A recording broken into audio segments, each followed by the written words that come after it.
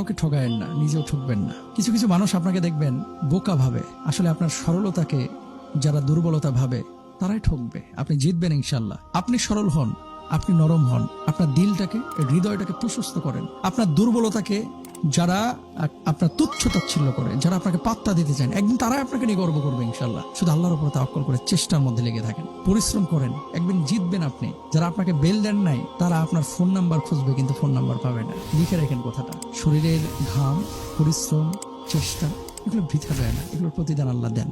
আস্থা রাখেন, আমার কথাটা বিশ্বাস করেন ভাই, আপনি প্রতিদান পাবেন ইনশাআল্লাহ।